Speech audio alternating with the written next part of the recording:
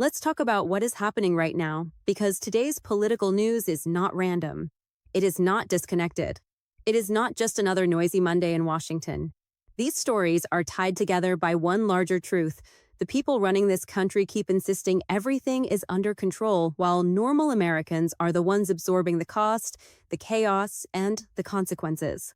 The first story is the Homeland Security shutdown fallout, and this one matters because it is no longer some abstract budget fight buried in congressional language. It is now hitting airports, workers, families, and travelers in real life. Reuters and the Associated Press reported today that airport operations are starting to stabilize after TSA workers finally began receiving overdue pay, but the larger Department of Homeland Security funding fight is still not resolved. That means the chaos may be easing, but the actual political problem behind it is still very much alive. And think about what that really says. It took major airport disruption, massive callouts, and a near public breakdown in a basic national function before Washington moved fast enough to relieve some of the pressure. According to Reuters, TSA absences had surged and some airports saw extraordinary staffing shortages before the White House moved to restore pay. That is not a sign of a healthy government. That is a sign of a government waiting until failure becomes visible before acting. The bigger issue is that this shutdown is not just about funding in a vacuum. It is about a political standoff over immigration enforcement and the role of DHS itself.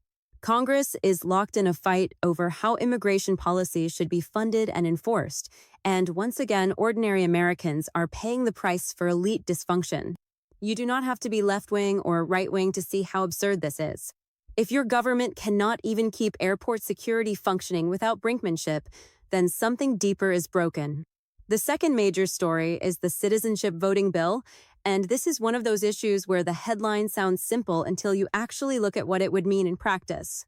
The Associated Press reported that under the Save America Act, most ordinary driver's licenses would not count as proof of citizenship for voter registration. Only certain enhanced licenses in a handful of states would qualify, meaning many Americans would need extra documents like a passport or birth certificate in order to register. Now pause on that for a second. Politicians love packaging bills like this in language that sounds obvious and reasonable. They say, well, of course, only citizens should vote. And yes, citizens voting is already the law.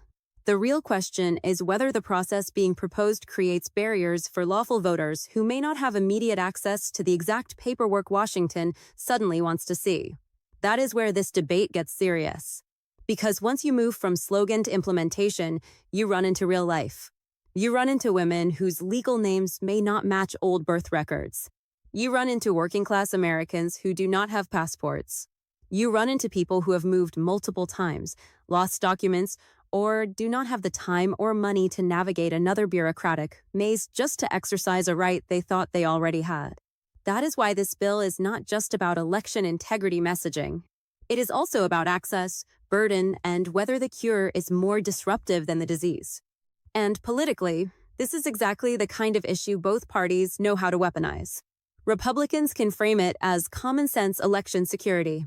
Democrats can frame it as voter suppression by paperwork. Meanwhile, average Americans are left trying to figure out whether their current ID would even work under a law they did not ask for and may not fully understand.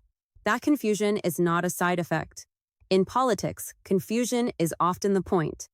The third story is Iran, and this is where everything gets even heavier because now you have foreign conflict feeding domestic instability. The Associated Press reported today that President Trump threatened widespread destruction of Iran's civilian and energy infrastructure if a deal is not reached shortly, even as he claimed negotiations are underway through Iran's parliamentary speaker.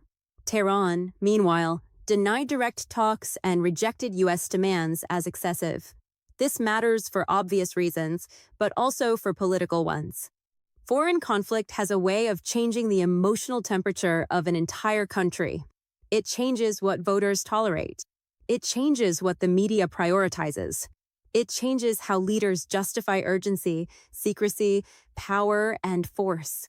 And when you combine that with an already unstable domestic environment, you get a political climate where fear can start doing a lot of work. You can already see the domestic blowback forming.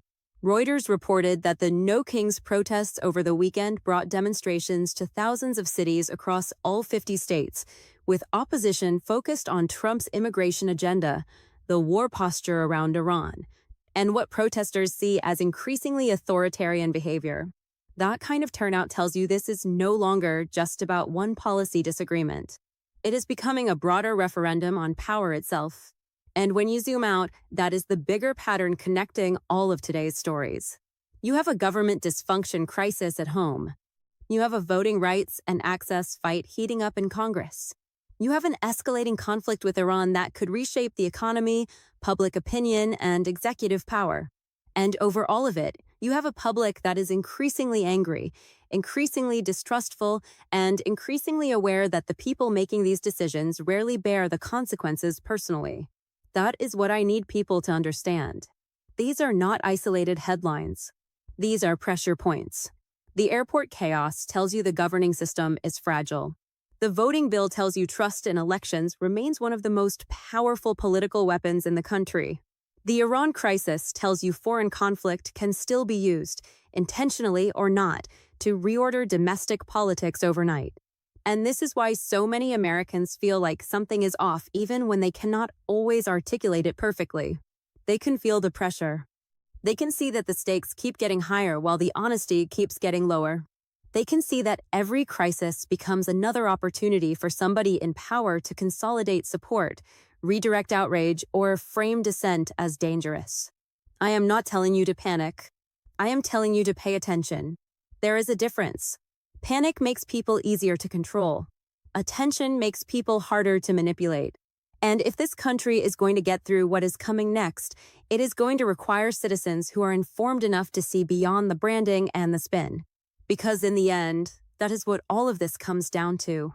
Not party, not slogans, not cable news team sports. It comes down to whether the American people still have the will to think clearly in the middle of engineered chaos.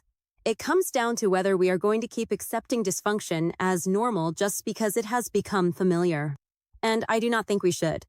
I do not think we should accept government by crisis, government by confusion, or government by permanent emotional exhaustion. I think we should call it what it is when basic systems fail, when rights become harder to exercise, and when foreign conflict starts merging with domestic political advantage. That is why I am here. That is why I am taking this risk. And that is why I hope you will keep showing up, keep asking hard questions, and keep thinking for yourself. I'm Paige Monroe, and this is The Paige Monroe Show.